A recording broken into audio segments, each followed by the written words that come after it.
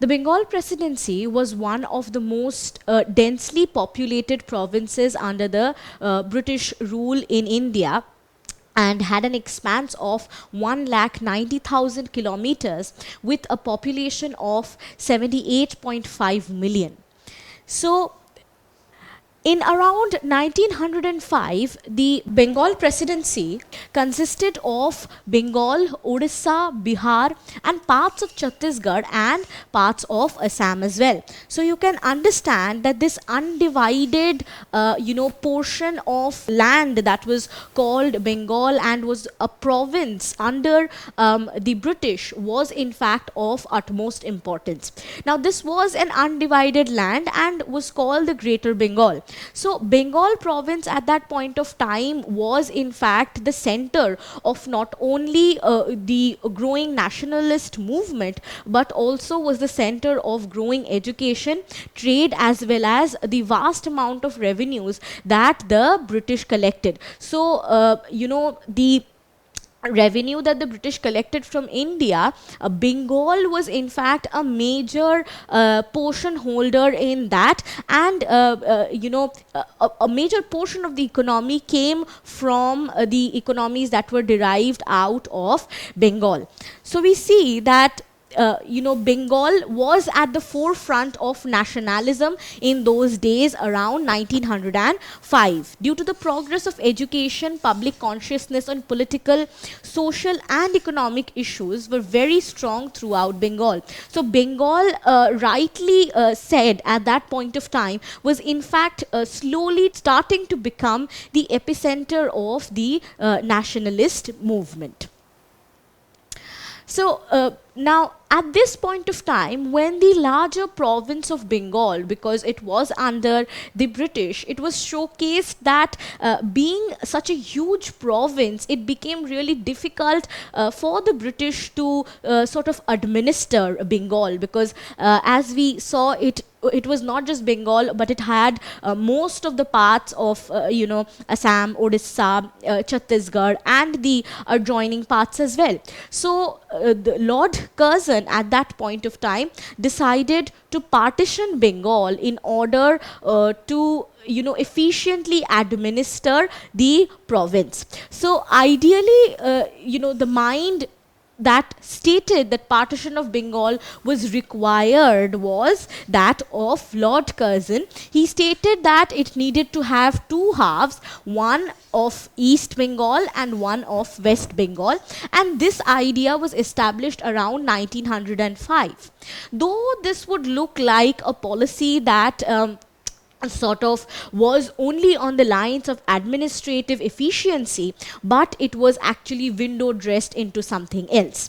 So Lord Curzon at that point of time gave the call for the partition of Bengal, and it came into effect around October 16th, 1905. So if you look at the map, this would ideally be the map or after Bengal was partitioned, and it contained western and eastern districts.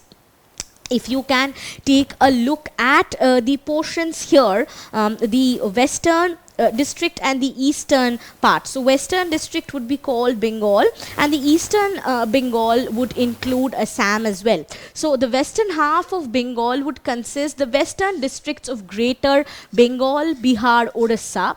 So the portions majorly marked in red, with Calcutta as its capital, whereas the eastern half would eastern Bengal would consist of the eastern districts of Greater Bengal, North Bengal, parts of Assam, and Dhaka as the capital. So the portions marked in green. So you can ideally understand that though the partition of Bengal here looks like being equally divided in terms of the territorial extent for the administrative efficacy, it could be seen later by the nationalists and the gaining national fervor that this entire idea was to curb that that basic factor of rising nationalism in Bengal.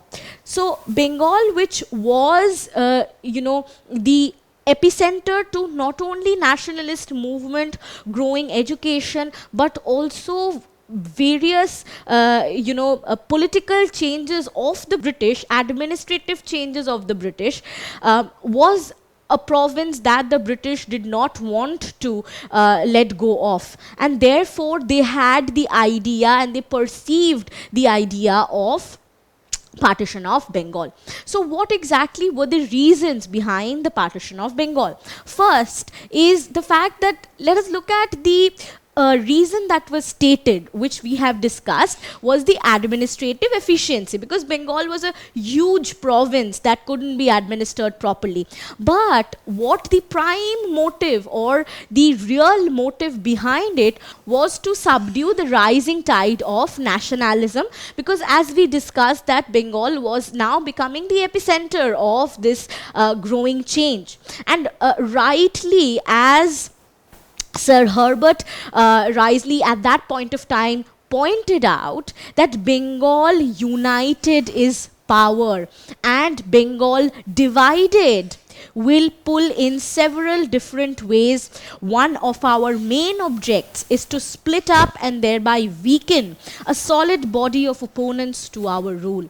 So we can understand that the growing nationalism, the way nationalism was moving forward in Bengal and was shaping Indian politics and Indian minds, was something that in fact made the British vulnerable, made the British fearful of a Bengal which would be united against the British. So they wanted to readily divide up Bengal. But this division was not only of the factors of the Bengal divide, but on the factors of national unity. Now, how so? Because the British government sowed the communal seed which would corrode the national unity. If we take a closer look at how Bengal was divided, we can see that Bengal was in fact divided in the terms of Muslim states and primarily Hindu majority states. We can understand that the concept of Bengalis being divided or language was not the base here. What they wanted to do was to curb the larger nationalist movement that was growing, the unity that was growing. As Lord Curzon stated and showcased that his entire motive was to partition, not only to relieve Bengal administration, but also to create a Mohammedan province. So this entire aspect of creating another province based on the communal ideas showcased how Lord Curzon partition of Bengal of 1905 was in fact a very divisive communal move followed by the divide and rule policy. So in fact, because the Mohammedan state was being created, we could see that there were ideas and people who supported the British, because their idea of a religious state, a different independent religious state was being created, and citizens of Dhaka waiting to welcome Sir Fuller, who was the first lieutenant governor, as you can see in this particular picture in front of the big gate, to the new province of Eastern Bengal and Assam. This particular picture itself, with so many people, showcases that they were in fact happy when Eastern Bengal was created, because this was a religious state for them that the British had handed to them. So you can understand that Lord Curzon in fact decided to fan the secessionist, fan the divisive portion and element in the national movement that was moving ahead.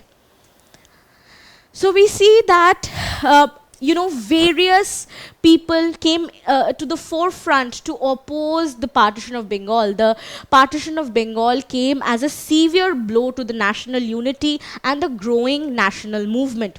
We could see that people were, soulfully and vigorously protesting against such a partition that Lord Curzon gave a call for. As you can see in this particular picture, there were several people who signed for the revoking of the partition of Bengal. The countless pages of Bengali signatures gathered as petition to the British government to revoke the partition of Bengal. And it was also taken to the British Parliament so that they could show that the true ideas of the British was to in fact divide up the people on the communal lines. In fact, the British Parliament also questioned Lord Curzon on his ideas and on exactly why he decided to partition Bengal when it was not agreed by the masses and was garnering mass protest at that point of time. So Bengal, the Bengali anti-partition movement reached the British Parliament with Herbert Roberts asking the Secretary of State for India if the thousands of signatures by the Bengalis against the partition were taken into account. The question posed in the British Parliament was readily, sidelined by Lord Curzon, whose entire ideology, we need to understand here, was the fact that Indians could be subdued as and when and how the British wished. So he was of the idea that the Indians could be readily sidelined and readily subdued, and there was no reason to pay any heed to the Indians. Therefore, it was in fact that the Indians were to follow the British command here. And the motives of Lord Curzon could be seen not only as a very racist ideology, but could also be seen as as an ideology that innately created in itself the idea of divide and rule policy that Lord Curzon had in fact pioneered at that point of time. So we see that the entire idea of partitioning of Bengal garnered huge protests, and the anti-partition movement began. The people not only took to streets to protest against the division of Bengal, against the partition of Bengal, but also the day of partition was viewed as the mourning day. People like Surendranath Banerjee, Aurobindo Ghosh, Bipin Chandra Pal, Rabindranath Tagore, all of these people showcased their opposition against the partition of Bengal and participated in the anti-partition movement. In fact, due to the same, partition of Bengal was revoked in 1911 because of the amount of protests that partition call garnered. The day of partition of 16th of October in 1905 was seen as the day of mourning in Bengal. A day of mourning throughout Bengal. Every city, town, village rang with the cry of Bande Mataram. So now the people were taking to streets with popular protest. So we see that Rabindranath Tagore, who was a national figure at that point of time, he arranged for festivals of Raksha Bandhan to celebrate unity and brotherhood. If you remember, we discussed about the fact that the people were being divided, in fact, in the communal lines. The nationalists were absolutely disillusioned by the British at this point of time, and they could see the real face, the real reason why partition of Bengal was taken. And that is why these festivities were being celebrated to establish the unity between the people. So Tagore also composed Amar Sonar Bangla, which is a patriotic song for the occasion, and it was sung by the crowds of thousands of patriots parading the city. In fact, there is an interesting anecdote to this, that Amar Sonar Bangla was later taken as a national anthem by Bangladesh when it was formed. Can you tell me who composed the song Amar Sonar Bangla? Was it Bankim Chandra Chatterjee, Rabindranath Tagore, Kazi Nazrul Islam, or Aurobindo Ghosh? The correct answer will be Rabindranath Tagore. Amar Sonar Bangla, ami tomaয় ভালোবাসি. As you could hear, that Amar Sonar Bangla was in fact the song that people took to the streets with. This became the song of popular protest against the partition of Bengal. One of the other facets as a popular form of revolt was that Swadeshi and boycott now took a more comprehensive turn. Not only were new nationalist industries being set up, but also more Swadeshi products were taken in, and there was a boycott of all titles, government offices, foreign products used and brought by the British. So we see that the anti-partition movement included the programs of Swadeshi, and that became the beginning of Swadeshi movement and revitalized it. Here we can see a paper, a poster showing how Bengal advertised and encouraged Indians to buy only Indian goods and boycott the British goods. So let's look at the impact of the anti-partition movement and recapitulate it. First was that the partition was revoked in 1911. Anti-partition movement grew into a vigorous national movement and took a larger form of revolt. The movement marked the beginning of politics of militancy and militant nationalism. So now from assertive nationalism, we see that the youth in fact is moving towards radicalism and political extremism at this point of time, when the youth are not only moving onto the streets for popular protest, but also taking violent means to go against the British, taking in military methodologies to oppose the British rule. People lost their faith in British justice, which accelerated and strengthened the national movement.